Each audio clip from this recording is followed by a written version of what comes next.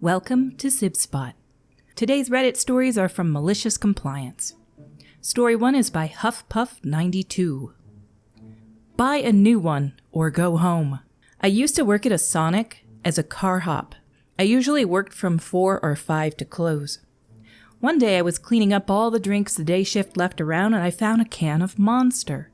I grabbed it and walked around and asked everybody who was working. The manager, Robert, like normal, was talking to his girlfriend on the phone, assuming based off all the inappropriate talk. When I asked if it was his, he looked right at me, shook his head, and turned away without saying anything. After I finished asking everybody else, I dumped it out and threw it away. 30 to 45 minutes later, he comes up front and went to throw away his trash and had seen it in the trash. He was livid, started screaming, grabbed it out of the trash and started shoving it in people's faces, asking if they threw it away. I told them they didn't. I did. He cornered me against the wall and screamed in my face that I was going to leave and go buy him a new one. 2 things. The Monster was probably half full, if that, and I hate being yelled at. And I asked him. We got into this huge fight about it, him demanding I replace it, me telling him to F off. This went on for 2 hours. It was slow because it was winter, so he sent everybody else home. He was cooking. Finally, he told me I was either going to go buy him a new one, or I was going to go home. It was 7 at this point. We closed at midnight. I grabbed my stuff and went and clocked out. He said if I didn't get him a new drink, I was fired. I said, okay, see you never. Not even 5 minutes after I left, the general manager, Jeremy, called me asking me why I left. So I told him what happened. He said the other manager can't fire me as only the general manager can, and asked me to go back and finish the shift. I told him I couldn't do that with Robert yelling in my face like that, and that I'd go back tomorrow. So Robert was effed the rest of the night. Nobody else, not even Jeremy, would come in. He had to cook and run orders for 5 hours by himself. Angered a lot of customers. And when I went the next night, he asked why I was back since he fired me, and it was a joy to tell him he couldn't do that. He held a grudge for 3 whole months. I mean, Monster energy drinks are pretty expensive, but not worth getting this upset over, honestly. Guess he wasn't really thinking with his primary brain when the guy came into his office and he was on his phone with his girlfriend. Our next story is by HiReddit7685. The Accidental Malicious Compliance Against World Expert. This occurred back in the 70s, and before I start, I want to emphasize I was never stupid enough and will never be stupid enough to use my hidden talent.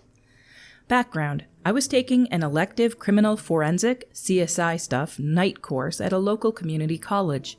The best part about taking this course was the instructor, which meant an in-depth tour at the U.S. Criminal Forensic Lab, where he worked as the questioned document examiner. For example, handwriting analysis, signature matching, etc.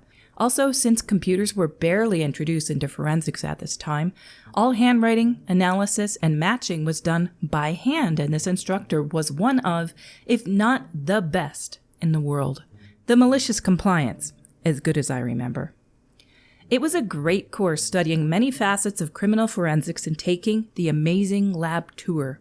As the course was coming to the end, the questioned document facet approached the instructor's specialty. At the end of the class, just before it started, the instructor wrote a paragraph on the board, and we each had 2 sheets of blank lined paper. He told us to write the paragraph, only the paragraph, any way we want, on one sheet and then again on the other sheet, trying to disguise our handwriting. You are committing forgery. The instructor left and we all started writing. When done, one student, not me, collected all the sheets, mixed them up and took them to the instructor. We all looked forward to the next class where the instructor would present matched sheets, then explain to us why our forgery attempts failed and how he would testify in court to prove it. Because I wanted to go home, I made it easy on myself. For my forgery attempt, I wrote the paragraph in print on one sheet and in cursive on the other sheet, even though we were told that it is a failed way to disguise handwriting. Now for a little background on my handwriting. It's bad. I mean really bad, and I have held pencils and pens wrong since I learned to write. The easiest way to explain it is that I write with a closed fist, right-handed. In elementary school, my parents hired a tutor to try to teach me to write again from scratch, including putting plastic things on pencils to make my preferred grip uncomfortable. It failed miserably. In high school, I had a teacher tell me I would amount to nothing because I had issues writing legibly. Basically, my print is somewhat legible and my cursive, good luck. But that should make no difference. Now back to the story. At the beginning of the next class, the normal happy-go-lucky instructor looked very upset as he walked in. The first words out of his mouth was if anyone had played a practical joke on him, he did not appreciate it. The whole class, 15 students, looked at each other totally confused. The instructor then tried again to get someone to confess, but we all continued to look confused. The instructor calmed down a little and decided to continue with the class as he would normally have done so. From the sack of papers he was handed at the end of the last class, he picked out the top 2 sheets of paper and said, "Court speak," how he deduced that the same person wrote both paragraphs. Then a student would admit their failed forgery attempt, and the instructor would continue with the next 2 sheets. When there were just 2 sheets left, the instructor lifted them up for all the class to see. Looking straight at me, he said he could not testify in court saying the same person wrote both paragraphs. With a sacred look on my face, I said both sheets were mine and I wrote both paragraphs. So in front of the instructor and the whole class, I again wrote the paragraph, once in print and once in cursive. The instructor walked away, shaking his head and mumbling something like he had never seen this before. After that, the instructor looked and spoke to me differently as my classmates created some obvious nicknames for me. For example, the forger. I got an A in the class and was very happy when it ended. Trying to anticipate some questions. Exactly why I could do this, I have no idea. I figured if I were in school today, I would be diagnosed with some minor learning disability. No, I cannot demonstrate this now. I have not written in cursive in 40 years and too old to relearn. Cursive, think loopy letters all connected together, which is thankfully being forgotten. I did make a new account just for this post. In the 80s, I found a career that matched my handwriting skills. Computers. By the sounds of it, they were just trying to write the paragraph. They didn't even try to really forge it. They were just tired and they wanted to go home, so it's really strange that they were able to forge this just copying paragraphs, one in print and one in cursive. Because in forensic analysis, they study even the pressure of the way your hand is approaching the paper. Like, you'll have lettering that's a little wider on one side than the other, indicating that your writing stroke is going a certain way, and it's really hard to do this on purpose, let alone accidentally. So, they're lucky they have some sort of untapped skill here. Our next story is by Eldon42, because the answer to Earth, life, and everything is 42. Boss applies policy. Employee gets mad. CEO rips employee a new one. Back in the early 2000s, I was working for a local council in New Zealand.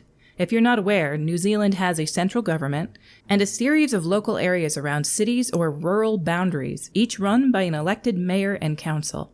Just for the record, I had to repeat rural boundaries like 15 times, and I'm actually surprised that I was able to say it right just there. For some reason, that's a tongue twister for me. Rural boundaries. I always struggle with rural. Rural. The day-to-day business is, of course, done by employees in a typical business structure. One of the things about this is that all computer systems are regarded as being owned by the council and kind of sort of by the populace. If a member of the public wants to see what's on the computers, they can make a request under the Official Information Act and see pretty much anything except private data. Private data being defined by the Privacy Act as basically names, addresses, birth dates, phone numbers, etc. Also working in the council offices was a small business that had an exclusive contract with the council. This group handled the more physical aspects of the council systems, maintenance of roads, sewer and water systems, etc. If the council said, we need a new pipe there, this small business made it happen.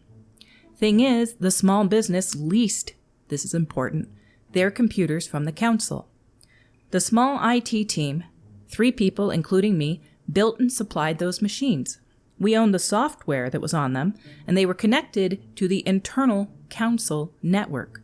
This meant that they were subject to the same local government and council policies as the rest of us. Periodically, we in IT would clean out large files. Early 2000s when storage was expensive and we were limited due to budget, etc. Now, the staff were fully aware of this and knew to keep personal files to a minimum. If we, during a purge, found large personal files, we could delete them at our discretion. During this time, we found some videos on an employee's machine. It was inappropriate, and not the nice kind of inappropriate either. Not that there's any nice kind of inappropriate material. The words fecal and mouth apply. Gross. Because this violated council policy in oh so many ways, we deleted it quietly. The employee in question complained, claiming we had removed personal files. I never saw the videos happily, but my understanding is that he wasn't in them. They were stuff he had downloaded. We pointed at the policy. He went straight to the CEO and complained. The CEO came to us. My boss had figured this might happen. The employee in question was an interesting guy and showed the CEO one of the videos, which was on the backups just in case we deleted something we shouldn't have and had to restore it. We were good enough at our jobs that we never had to do that, but better safe than sorry. I wasn't there when it happened, but by all accounts, the CEO hauled the employee and his boss to an out-of-hearing location and ripped them a new one. The only reason the employee wasn't fired was because he technically worked for somebody else and not the council. FYI, we did block these kind of sites, but being the early 2000s, new ones popped up all the time. Unless an employee tried to access them, we probably didn't know they existed. It's not that we were prudes, it's just that most staff weren't stupid enough to browse that stuff at work. Anybody doing this in a public space? That's awful. Keep your personal business at home. Have a little shame and keep your private life private. Gross. That's it for today's episode. If you enjoy this content, please click like or subscribe or leave a comment below. Each of these things helps my channel reach more people in the YouTube algorithm, and they cost nothing. Until we meet again, have a magical day.